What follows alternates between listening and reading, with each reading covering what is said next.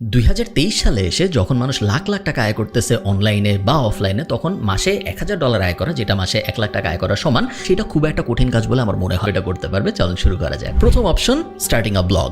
Blog শুরু করা অনলাইনে আয় শুরু করার জন্য সবচেয়ে বেস্ট উপায়গুলোর একটা, এবং 2023, 24, 25 সালে এসেও একটা ব্লগ থেকে যত সহজে অনলাইনে আয় করা যায় এবং যত স্ট্রিম লাইন উপায়ে অনলাইন থেকে আয় করা যায়, তত অন্য কোনো কিছু থেকে যায় বলে আমার মনে হয় না। মজার ব্যাপার হইলো, আপনাদের কোনো কোর্স করতে হবে না, কারণ আপনারা যদি প্যাসিভ জার্নালের ইউটিউব চ্যানেলে যান, 2017-18 আমি একটা কোর্স বানিয়েছিলাম, ওইটা এখন প্যাসিভ জার্নালের ইউটিউব চ্যানেলে ফ্রিতে পাওয়া যায়। এবং ওইখানে ওই কোর্সের ভিতরে আমি একটা ব্লগ বানায়, সেই ব্লগ থেকে আয় করেও দেখাইছি মাসে $500-600, এবং তারপরে ওই ওয়েবসাইটটা আমি $15,000 বিক্রি করেও দেখাইছি। পুরাটা আমার ল্যাপটপ স্ক্রিন রেকর্ড করে একদম লাইভ দেখানো। অনেক কিছুই এখন আর হয়তো অত রেলেভেন্ট নাই, যেহেতু এটা 2017-18 সালের, বাট অনেক কিছু কিন্তু এখনো রেলেভেন্ট আছে। আর যদি তারপরেও আরো রেলেভেন্ট জিনিসপত্র আপনাদের দরকার হয়, তাহলে তো প্যাসিভ জার্নালে আপনি জয়েন করতে পারেনি, বাট জয়েন করা জরুরি না। শুধু ওইটা দেখে, ওই পুরা ইউটিউব সিরিজটা দেখেই আপনি ব্লগ শুরু করতে পারবেন। আপনি যদি ব্লগ শুরু করে অনলাইনে আয় করতে চান, স্টেপ 1 হবে ডোমেইন এবং হোস্টিং কেনা, এবং তার জন্য আমার রেকমেন্ডেশন হবে হোস্টিঙ্গার। হোস্টিঙ্গার এই ভিডিওর স্পন্সর, বাট যদি স্পন্সর নাও হইতো তারপরে আমি বলতাম হোস্টিঙ্গার বা এরকম কোনো একজনের সাথে যেতে। তার কারণ আমি এই ইউটিউব চ্যানেলে একটা ভিডিও আছে আমার 30 মিনিটের ওয়েবসাইট বানানোর, যেখানে আমি হোস্টিঙ্গার ব্যবহার করে একটা ওয়েবসাইট বানাই আপনাদের দেখাইছি। রেকমেন্ড করার কারণ হলো, হোস্টিঙ্গার দুনিয়ার সবচেয়ে সেরা হোস্টিং কোম্পানি এরকম না ব্যাপারটা,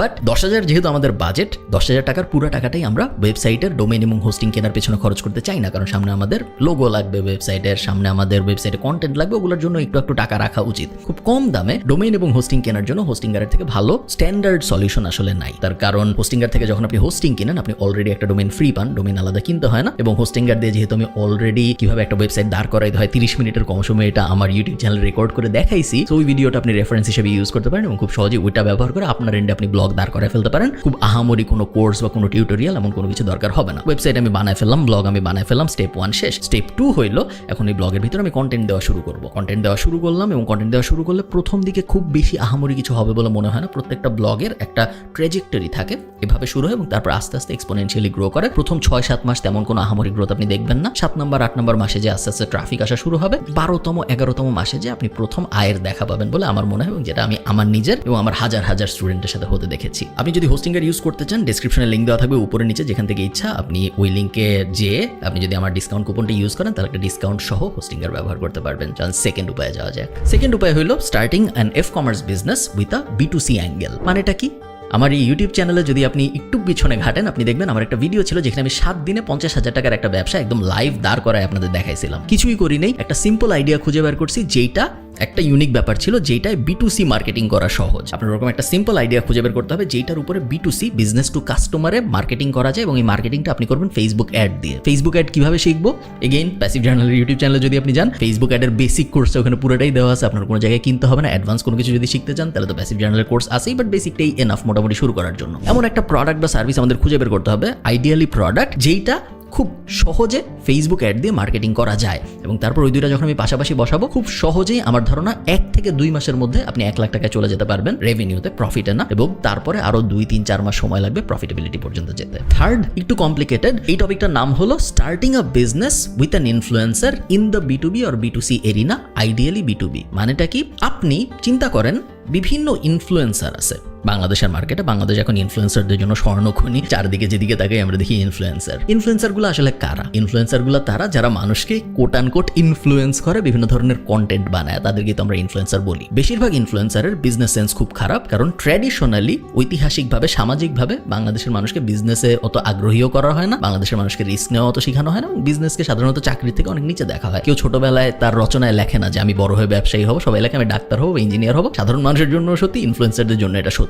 এই ইনফ্লুয়েন্সারগুলা মনে করে তাদের আয়ের মেইন উপায় হইলো ইউটিউবের অ্যাড, ফেসবুকের অ্যাড, এবং কোনো ব্র্যান্ডরা যখন তাদের স্পন্সর করবে তারা। বাট তারা এটা বুঝে না যে ইনফ্লুয়েন্সারদের আয়ের সবচেয়ে বড় উপায় হলো নিজেদের প্রোডাক্ট বা সার্ভিস বানানো। অ্যাজ অ্যান এন্টারপ্রেনার আপনি এই জিনিসটা বুঝেন। আপনি চিন্তা করেন, আমার যদি নিজেদের এমন প্রোডাক্ট না থাকতো, ধরেন ফর্মাল ফ্রাইডে বা আমাদের কোর্স, এই ধরনের জিনিসপত্র যদি আমাদের না থাকতো, যেগুলো আমরা সরাসরি আমাদের সাবস্ক্রাইবারদের কাছে অফার করতে পারতেছি, তাহলে কি আমাদের রেভিনিউ এত উপরে যেত? যদি আমি আমার ইউটিউব চ্যানেলটা, আমার ফেসবুক চ্যানেলটা একটা বিজনেস হিসেবে চিন্তা করি, যেত না। সেম জিনিস অন্যান্য ক্রিয়েটরদের সাথেও করা সম্ভব। আপনার খুঁজে বের করতে হবে ওই ক্রিয়েটরের জন্য কোন প্রোডাক্ট বা সার্ভিসটা সবচেয়ে ভালোভাবে ফিট হয়। বেসিক চিন্তা ভাবনা করবেন না যে আচ্ছা ওই ইউটিউবারকে আমি বলি আমি উনার হয়ে টি শার্ট বেচবো বা উনার জন্য আমি মার্চ বানাবো। এগুলো বেসিক চিন্তা ভাবনা। আমি চাই আপনি অ্যাডভান্স চিন্তা ভাবনা করেন। ওই ইউটিউবারকে ভালোভাবে স্টাডি করেন, ওই ইনফ্লুয়েন্সারকে ভালোভাবে স্টাডি করেন, কমেন্ট পড়েন, তাদের হিস্ট্রি দেখেন তাদেরকে আসলে কি ধরনের মানুষজন দেখে, তাদেরকে যেই ধরনের মানুষজন দেখে সেই ধরনের মানুষের প্রবলেমগুলা কি জীবনে, ওই প্রবলেমগুলোর মধ্যে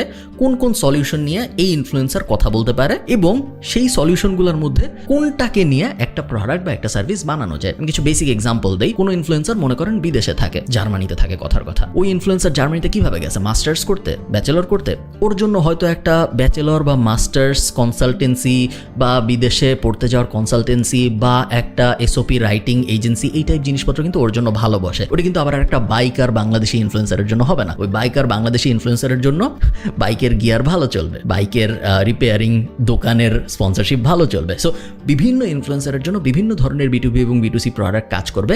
আপনার বিজনেসের ব্রেইন ব্যবহার করে ফার্স্টে ফিগার আউট করতে হবে যে কোন ইনফ্লুয়েন্সারের জন্য কোন বিজনেস ভালোভাবে কাজ করবে। ওই বিজনেসের একটা প্ল্যান বানাইতে হবে। তারপরে এই ইনফ্লুয়েন্সারের যদি কোনো ম্যানেজার থাকে তার সাথে যোগাযোগ করতে হবে। ইনফ্লুয়েন্সারের সাথে কিন্তু আমরা যোগাযোগ করবো না, কারণ ইনফ্লুয়েন্সার মনে করে যে ও আমার তো ইউটিউব থেকে ইনকাম হচ্ছে, আমার তো ফেসবুক থেকে ইনকাম হচ্ছে, আমার তো দুই একটা ব্র্যান্ড ডিল আসতেছে, আমার জীবন ভালো। কিন্তু ইনফ্লুয়েন্সারের যে ম্যানেজার সে বুঝে, কারণ সে একটু এন্টারপ্রেনারিয়াল, এবং ম্যানেজার যদি ইনফ্লুয়েন্সারকে নতুন কোনো বিজনেসে কনভার্ট করতে পারে ওই ম্যানেজারেরও লাভ বেশি, কারণ ম্যানেজাররা সাধারণত ইনফ্লুয়েন্সারদের যে ইনকাম হয় ওটার পার্সেন্টেজ হিসেবে নিজেদের কমিশন পায়। তো আপনার ডিলটা মূলত হবে ম্যানেজারের সাথে। আমি হইলে এমন ইনফ্লুয়েন্সারদের টার্গেটই করতাম না যাদের আসলে কোনো ম্যানেজার নাই, কারণ আমার মতে তারা হয়তো বিজনেস সেন্সে ভালো না। এটা একটা ভালো আইডিয়া, একটু কমপ্লিকেটেড, বাট আমার ধারণা যদি আপনি ঠিকঠাক মতো করতে পারেন। ইন্টারন্যাশনালি আমরা অনেক এক্সাম্পল দেখেছি যেইখানে বিজনেস পার্সনরা ইনফ্লুয়েন্সারদের সাথে কানেক্ট হওয়ার কারণে ওই ইনফ্লুয়েন্সারদের প্রোডাক্ট বা সার্ভিস এত বুম করছে, আপনি ইনফ্লুয়েন্সারকেও চিনেন, আপনি প্রোডাক্ট বা সার্ভিসকেও চিনেন, বাট আপনি বিজনেস পার্সনটাকে চিনেন না। আপনার হইতে হবে ওই বিজনেস পার্সনটা যাকে কেউ চিনবে না, but main profit, majority profit তার কাছেই আসবে। মেথডের প্রত্যেকটাই কাজ করবে 10,000 টাকাকে 1 লাখ টাকা বানানোর জন্য। জাস্ট একটা ব্যাপার আমি বলে রাখি, যখনই আমরা বলি যে 10,000 টাকাকে 1 লাখ টাকা বানায় ফেলবো বা 500 টাকাকে 20,000 টাকা বানায় ফেলবো, তখন মাথার মধ্যে প্রথম যে ব্যাপারটা আসে সেটা হলো কি শর্টকাট নেওয়া যায়। কারণ আমরা একটা ম্যাসিভ জিনিস করতে যাচ্ছি, খুব কম টাকাকে অনেক টাকা বানায় ফেলতে চাচ্ছি, এবং শর্টকাট ছাড়া কি এটা করা সম্ভব? আমি বলবো সম্ভব। এবং আমি যে স্ট্র্যাটেজিগুলোর কথা বললাম এগুলো প্রত্যেকটার কিন্তু প্রপার বিজনেস স্ট্রাকচার আছে। কোনোটাই এমন না যে আমি 10 টাকার বিটকয়েন কিনলাম এবং তারপর হোক, তারপরে আমি আল্লাহর কাছে দোয়া করবো যে 10 টাকার বিটকয়েন যেন 1 লাখ টাকা হয়ে যায়। ওইটা কিন্তু বিজনেস না, ওইটা হলো রিস্ক এবং না বোঝা একটা রিস্ক। আমি জানি না, আমি ইনফ্লুয়েন্সও করতে পারবো না, হবে নাকি হবে না। ট্রেডিং, ফরেক্স ট্রেডিং, এই ক্রিপ্টো ইনভেস্টিং, ওই টাইপ জিনিসগুলা খুবই রিস্কি জিনিস, এবং ওগুলা করে আপনি খুব স্ট্রাকচারালি প্রপার বিজনেস মেন্টালিটির হিসাবে কোনো একটা এস্টাবলিশড এন্টিটি দাঁড় করাইতে পারবেন না। এবং এই কারণে আমি ওগুলো সাজেস্ট করি নাই। আমি যা সাজেস্ট করেছি এগুলা একটু কষ্ট হবে, এই জন্য আমি বলছি 12 মাস সময় লাগবে। বাট আপনি যদি কষ্টটা করতে পারেন 12 মাস পরে আপনি দেখবেন আপনার কাছে শুধুমাত্র 10,000 টাকা 1 লাখ টাকাই হয়ে যায়নি, একটা প্রপার বিজনেসও দাঁড়ায় গেছে।